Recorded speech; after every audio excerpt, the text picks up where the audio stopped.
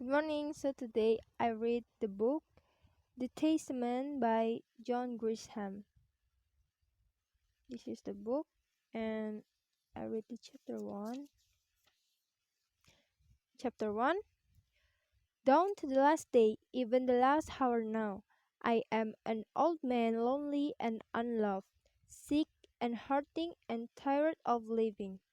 I am ready for the hereafter. It has to be better than this.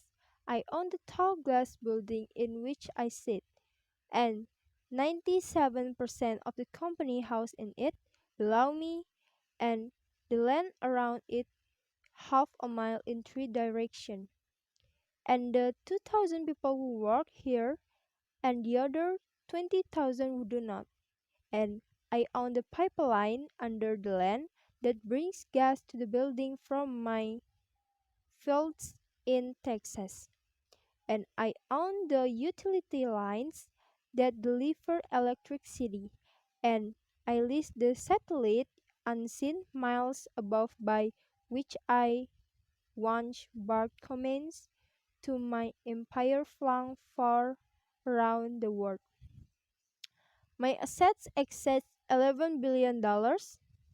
I own silver in Nevada and copper in Montana and coffee in Kenya, and coal in Angola, and rubber in Malaysia, and natural gas in Texas, and crude oil in Indonesia, and steel in China. My company owns companies that produce electricity and makes computer and buildings them and print paperbacks and broadcast signal to my satellite. I have subsidiaries with division in more countries than anyone can find. I once owned all the appropriate toys, the yachts and jets and balloons, the homes in Europe, farms in Argentina, an island in the Pacific, two rogue breeds, even a hockey team. But I've grown too old for toys. The money is the root of my misery. I had three families, three ex wives who bore seven children, six of whom are still alive and doing all they can to torment me. To the best of my knowledge, I fathered all seven, but and buried one. And buried one. I should say his mother buried him. I was out of the country. I am estranged of I am estranged from all the wives and all the children. They are gathering here today because I am dying and it's time to divide the money. I have planned this day for a long time. My building has 14 floors, all long and wide and square around a shaded courtyard in the rear where I once held lunch in the sunshine. I live and work off the top floor, 12,000 square feet of opulence. That world seems obscene to many but doesn't bother me in the least. My sweat and brains and luck I build every time of my fortune. Spending it is my prerogative.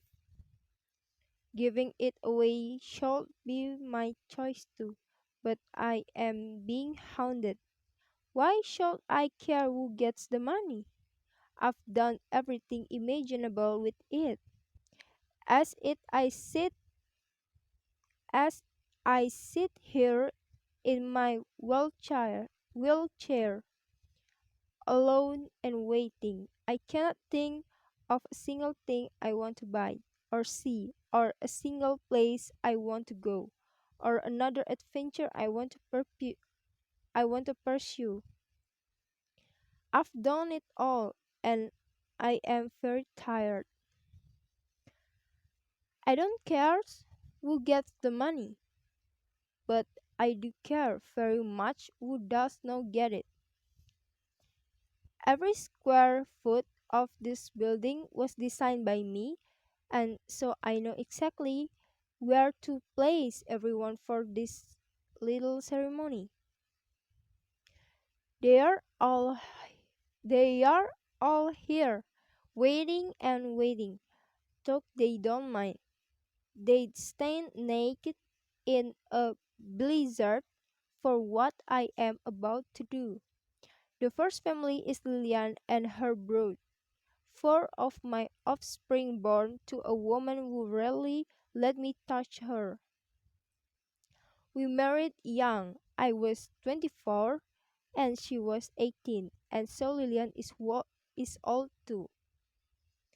I haven't seen her in years, and I won't see her today. I am sure she's still playing in the role of the grieving, aban- abandoned, abandoned yet dutiful first wife who got traded in for a trophy.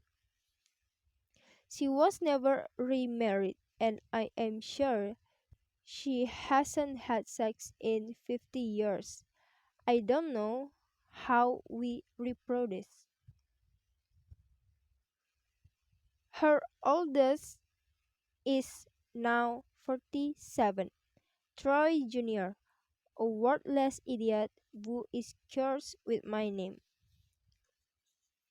As a boy, he adopted the name of TJ and still prefers it to Troy. Of the six children gathered here now, TJ is the dumbest. Took it close.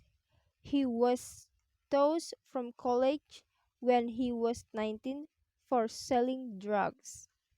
TJ, like the rest, was given $5 million on his 21st birthday, and like the rest, it ran like water through his fingers. I cannot bear, I cannot bear to recount the miserable history of Lillian's children.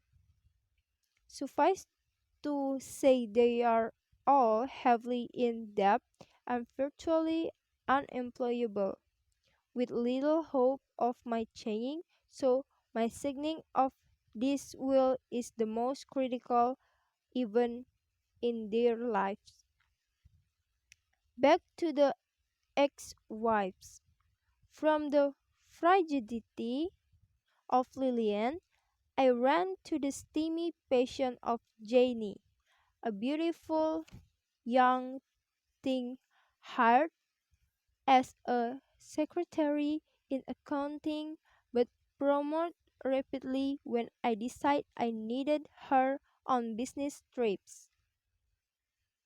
I divorced Lillian and married Janie, who has 22 years younger than I was and determined to keep me satisfied. She had two children as fast as she could. She used them as anchors to keep me close. Rocky, the younger, was killed in a sports car with two of his buddies in a wreck that cost me 6 million to settle out of court. I married Tira when I was 64. She was 23 and pregnant by me with a little monster she named Rambo, who for some reason that was never clear to me. Rambo is now 14 and already has one arrest for shoplifting and one arrest for possession of marijuana.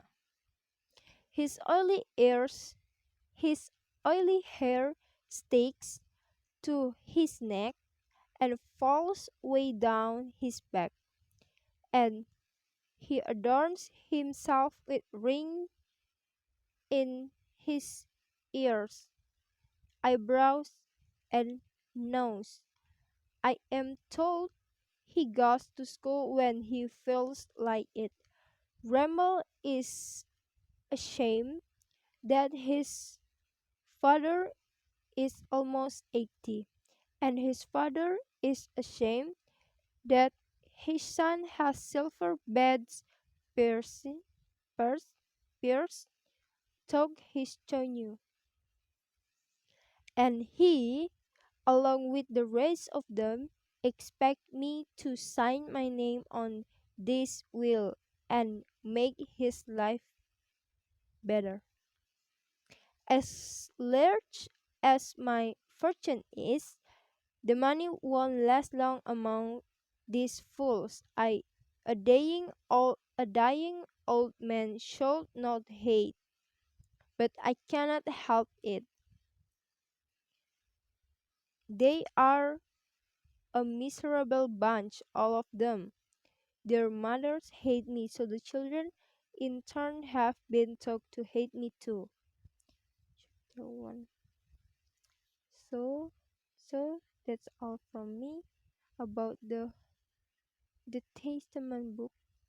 So, bye bye.